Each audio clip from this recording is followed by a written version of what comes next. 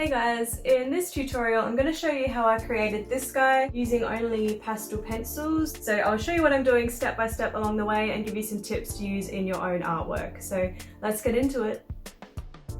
I'm Kirsty Rebecca and I make drawing and painting tutorials that are easy to follow even if you're just starting out.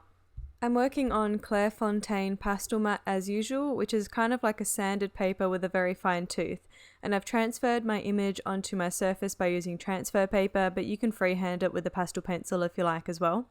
And I'm using a mixture of Stabilo Carbothello and Faber-Castell Pitt pastels. But whatever brand of pastels you have, just use that and it will give the similar results anyway. So I'm starting to apply the first layer of pastel pencil, and it doesn't matter if it's a bit messy at this stage because we will be blending out those colours and smoothing out the pencil strokes, and then we'll add more layers on top. The background is very out of focus, so I'm not too worried about where my colours are going. I'm just putting them in the general area that I see on my reference photo. I'm not going to list all the colours that I'm using today because I use so many colours that I might as well just list the entire set. People seem to think that if they know what colour to use, their work will look more realistic, and that's not really how it works.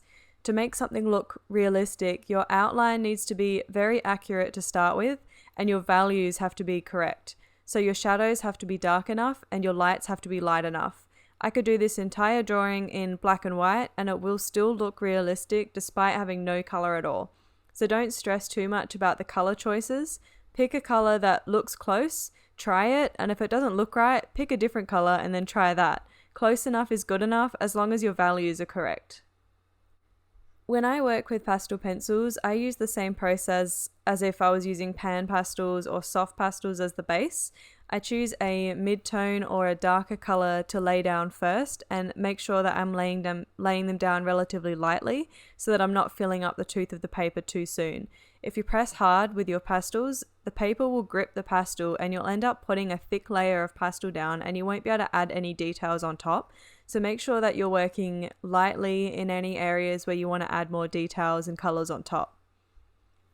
So when I'm doing my base layers, especially with fur, where I need to add the detail on top, I'll start with the mid-tone colour or a slightly darker tone, and that way I have a good base to work on top of. You can add darker values from there, or you can add lighter highlights on top of that mid-tone colour, and then the fur detail will be easier to add on top. If you went straight in with the lightest colour that you see in your reference photo, you won't be able to add any details on top because you've already used the light colour and it won't show up. When you work with pastel pencils in comparison to coloured pencils or graphite, you'll notice that they blend out really easily, so you can be a little bit messier with your pencil strokes than with other mediums, but I usually still try and follow the direction of the fur because you can always see the pencil strokes showing through at the end slightly, so it's always worth following the direction of the fur with your pencil strokes anyway, even in the first few layers. Also, if you purposely follow the direction of the fur in your base layers, and you purposely don't blend out the strokes all the way, just slightly soften them, then when you add your details on top, you'll be able to see those strokes underneath, making it look like many layers of fur. This piece is quite bright and colourful, and it can sometimes be hard to choose your colours correctly.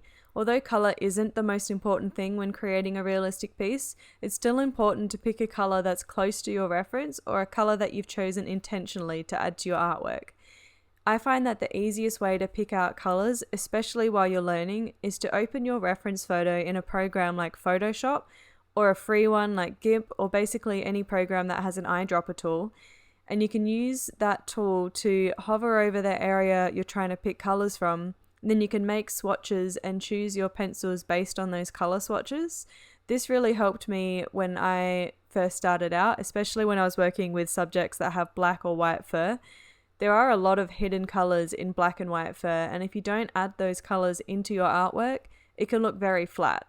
So the eyedropper tool really helps you pick out all those different little colours in the shadows and highlights, because nothing is ever flat in nature. For example, I'm adding a lot of blues and some purples to the black areas of this raccoon, just to give it that bit more depth and interest so it doesn't look flat in the black areas. Once you've created a few pieces of artwork this way by importing it into a editing program and using the eyedropper tool, you'll start to automatically pick out those colours without having to do this with your reference photo every time. Once you've got your base layer down, you can then blend out this layer with your fingers or a tissue wrapped around your finger, a cotton tip, or a blending stump.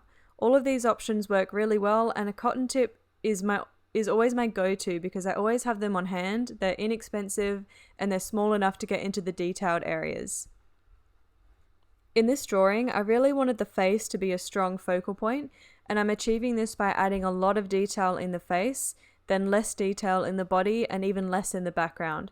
And this is because when you look at something in real life, your eyes can only focus on one area at a time. For example, if you're looking at a landscape, you can focus on a flower that's right in front of you, but everything else will be out of focus. Or you can focus on a tree, but everything in front of that tree and behind that tree will be out of focus. So I try and create this effect with my art, usually a lot more subtly than that example, but I do it because it gives the viewer something to automatically focus their eyes on first. So it's a natural way to look at life, and if you include this concept in your work, it can make your piece look more interesting. You don't have to be really exaggerated in your focal point though, just putting that little bit of extra detail in the eyes or wherever your focal point is can be enough. Or if you did want to put detail over the entire piece, you can draw the viewer's eyes to your focal point in other ways, like having more contrast in that area. So by having your lightest and your darkest values in your focal point, that can draw the eyes to that spot.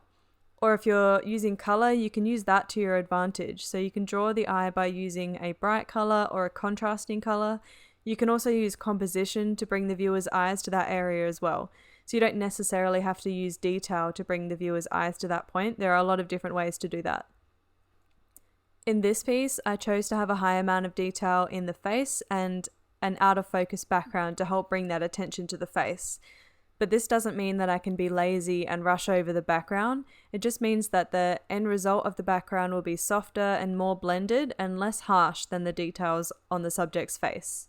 If you rush over the background, people will be able to tell that it's not rendered to the same high quality as the face of the raccoon.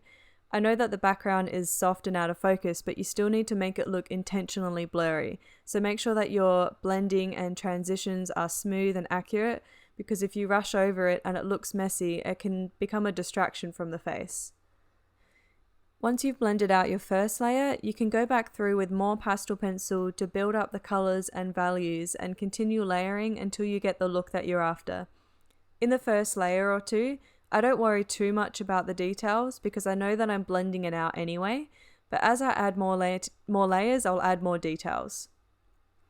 Keep in mind that there is actually a limit to how much pastel you can add to your paper. There will be a point where you've added too much pastel and there won't be any tooth left in your paper for your pencil to stick to. So when you're first starting, sometimes it can be difficult to tell if you're putting too many layers of pastel down, but it comes with practice. A good tip to help add more layers is when you're blending out your pastel in between each layer, you're pushing the pastel into the grooves of the paper, allowing the tooth to grip onto the next layer of pastel. So making sure that you're blending in between each layer will help give you those extra layers. Whereas if you let the pastel sit on the surface, the excess dust may prevent you from adding more layers. Most of the time when you're working with pastel pencils, it doesn't really matter if your pencils are really sharp or not. In fact, you'll probably waste more of your pastel pencil the more you sharpen it because they tend to break in normal pencil sharpeners and you can easily sharpen away a lot of your pencil that way. I usually sharpen mine with a craft knife or a Stanley knife, and then if I really need fine details in the final layers, I'll use a manual crank handle sharpener just to get that finer point. And I'll leave a link in the description about sharpening pastel pencils in case you're struggling with it, because I know that I was struggling when I first started. As you're adding your details on top, make sure that you don't completely cover the layer that you have underneath. You want some of that underlayer to show through to give it some depth. The reason that you went to the effort of choosing the right colors to begin with is so that this layer will show through at the end. You just want to add your details where they're necessary on top rather than covering the whole layer again. If you're finding that you're smudging your artwork with your hand, then rest your hand on a piece of paper instead of straight onto your artwork. I've also taped my paper down with some masking tape because once you've completed your artwork and removed the tape, there's a nice border around the outside that you can hold onto afterwards without having to touch the artwork itself, and this really helps when you're trying to frame the piece as well. A good tip when you're working in pastels, if you want an area to be really dark or really light, try not to put any other colours down as the base layer. Try to stick to the right colour from the start because it's hard to go back to white once you've got another colour down underneath, and the same for black. Some people even use gouache paint as a base layer in the black areas just to give that bit of extra depth underneath. If you're struggling with adding the final light details on top, like the whiskers, it may be because you've added too many layers of pastel and the paper just doesn't have enough tooth for the pencil to stick to. Sometimes you can get around this by using a softer pastel pencil to create the whiskers. Caran d'Ache pastel pencils are a lot softer than the Carbothello or the Derwent or the Faber-Castell, and softer pencils tend to go on top of the harder pencils easier, and they're a lot more vibrant. The downside to the softer pencils is that they crumble easily, so I only have a few Caran d'Ache pencils that I save until the end if I need to add those whiskers or create that extra punch of vibrancy in some areas. I've created a playlist on the screen with some other pastel tutorials that I thought you'd like, so click on that and I'll see you over there.